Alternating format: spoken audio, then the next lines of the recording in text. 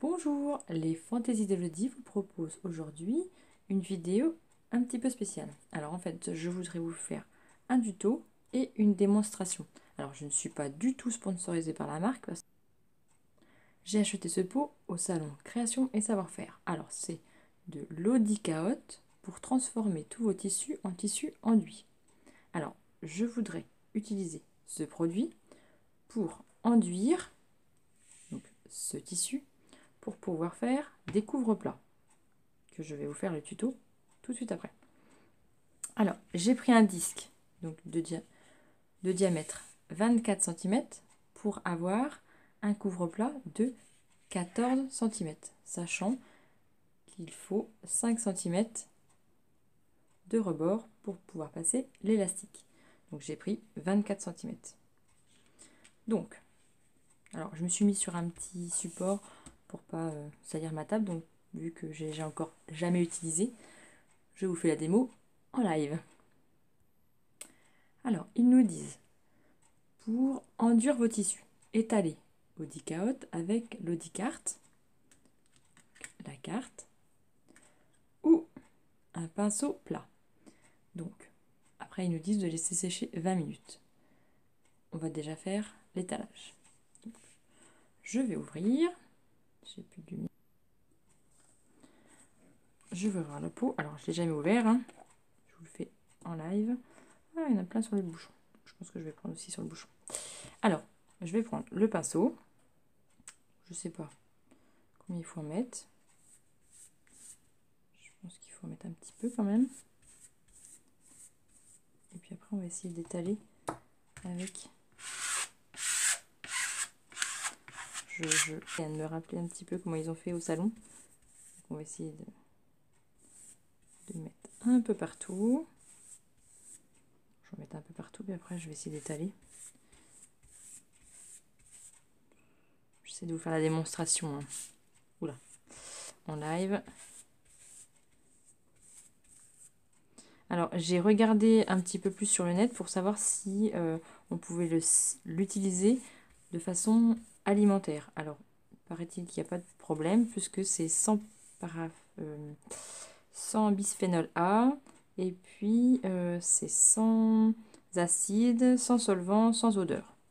Donc, j'ai regardé un petit peu plus en détail et ils disent qu'on peut l'utiliser sans problème.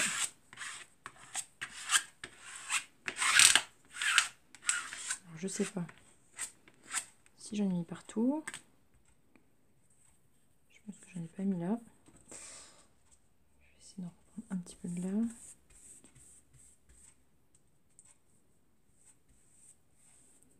L'étaler un petit peu. J'espère que ça va pas coller sur mon sur mon support.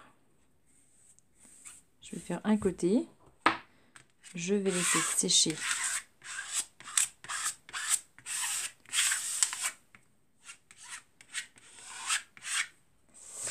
« 20 minutes.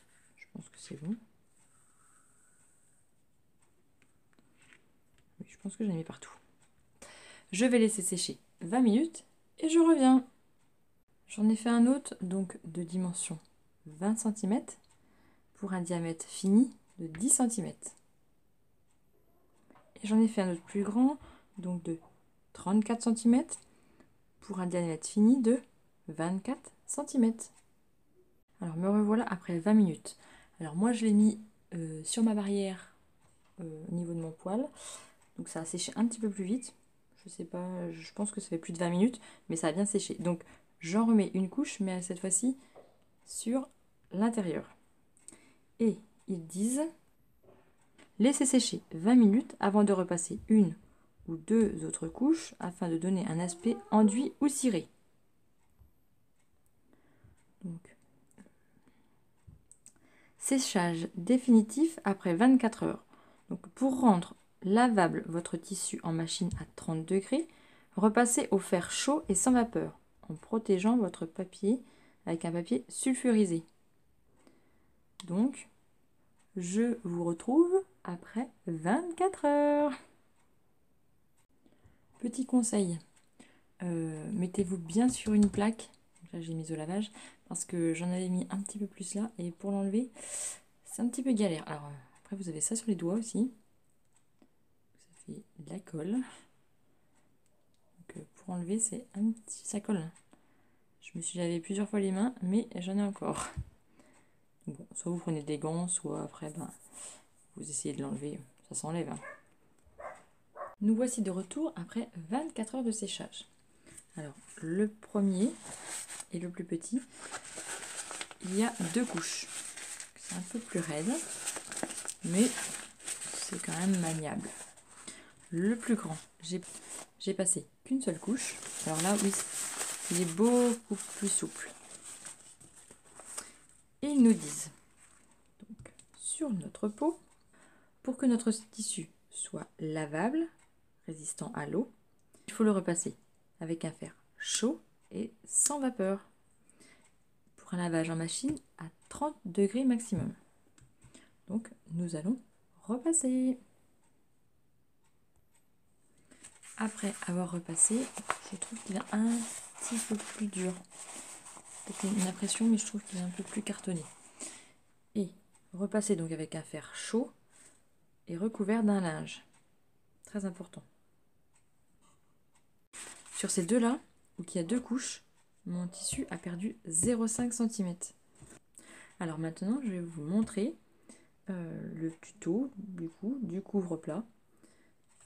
Donc je vais prendre le plus petit, donc celui qui fait 20 cm de diamètre. Maintenant il n'en fait plus que 19,5. Et donc il vous faudra du biais, de l'élastique. Donc prendre votre biais et le mettre donc endroit contre endroit et épingler tout le tour.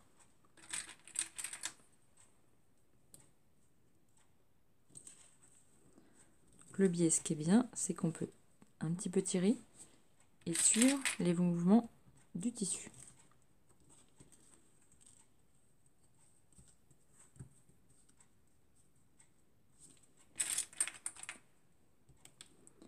Et faire ceci tout le tour.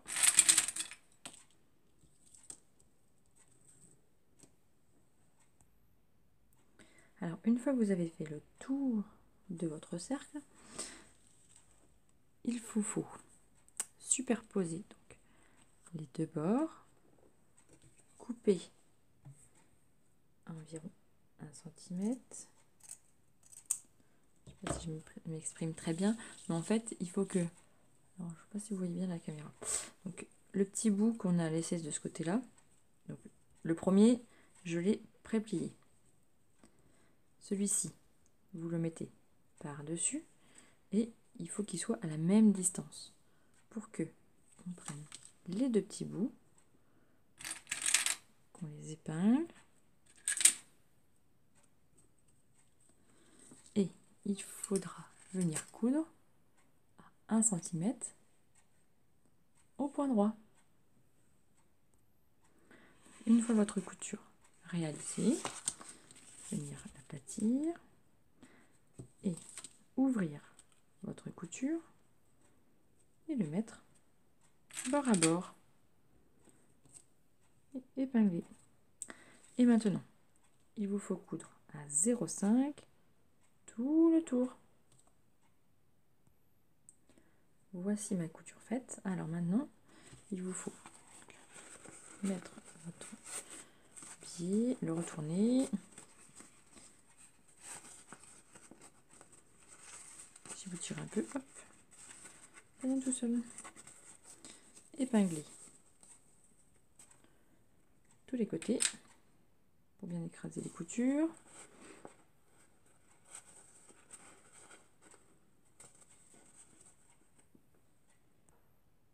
Une fois que vous avez retourné votre biais correctement, alors moi celui-ci c'est pas du biais pré-plié parce que il me convient pas, il est trop petit, donc je l'utilise en biais droit.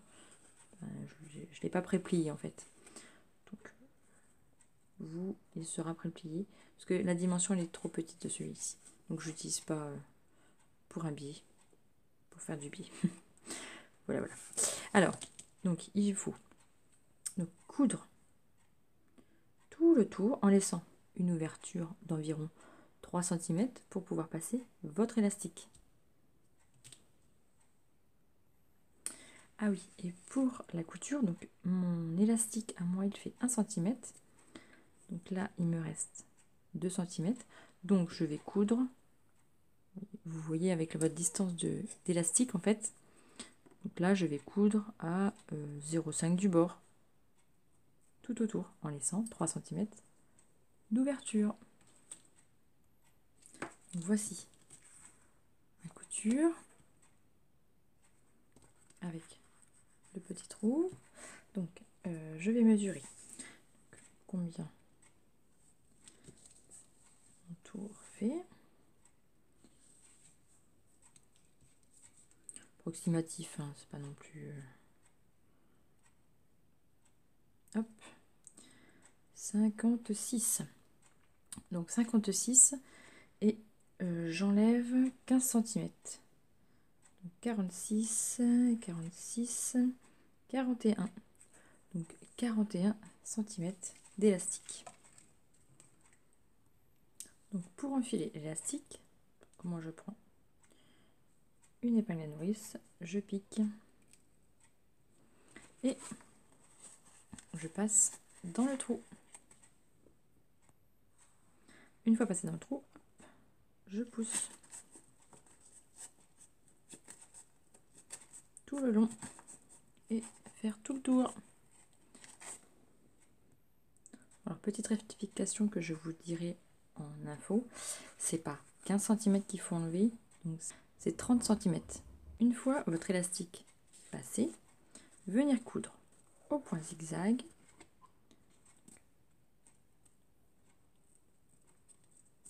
en chevauchant vos élastiques,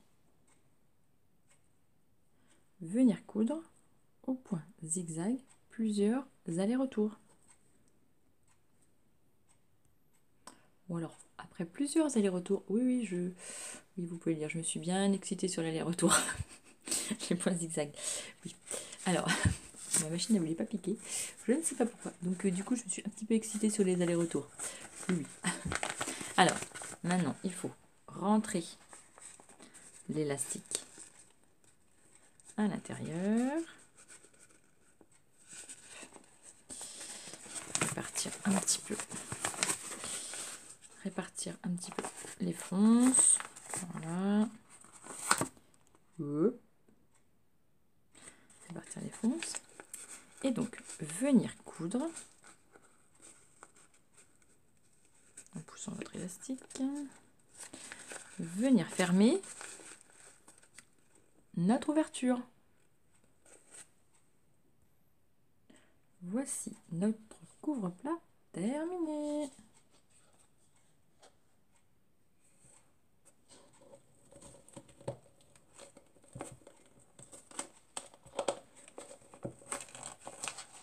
Hop.